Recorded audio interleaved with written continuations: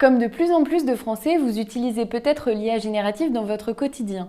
C'est un geste qui paraît anodin, mais plus d'1 milliard de requêtes par jour commencent à avoir un impact environnemental majeur. Pour se servir de l'IA, il faut des équipements et des infrastructures, des téléphones ou des ordinateurs bien sûr, mais aussi des réseaux pour échanger les informations et des serveurs pour les stocker et les traiter dans des centres de données. Tout ça a une empreinte environnementale importante, de l'extraction des ressources pour la fabrication jusqu'au traitement des déchets. Un autre problème réside dans la consommation d'électricité des centres de données.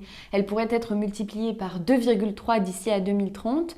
Aux États-Unis ou en Irlande, elle conduit déjà à l'utilisation d'énergies fossiles. En Europe, d'ici à 2030, il n'y aura peut-être pas suffisamment d'électricité décarbonée, à la fois pour le fonctionnement des centres de données et puis pour l'électrification des filières qui en ont besoin pour la transition énergétique, comme l'industrie par exemple. Les data centers consomment beaucoup d'eau et là encore, cela pourrait conduire à des concurrences d'usage ou à des pénuries. Alors est-ce que malgré ces impacts, l'IA peut être utile pour la transition écologique ? Certaines technologies peuvent être intéressantes, mais ce ne sont pas les intelligences artificielles génératives grand public que l'on connaît, et puis l'effet reste limité. D'autres projets peuvent directement contribuer au changement climatique en facilitant l'extraction d'énergie fossile par exemple. Alors dans cette situation, que faire ?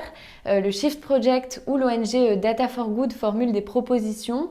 Pour en savoir plus, n'hésitez pas à aller lire notre article sur carenews.com.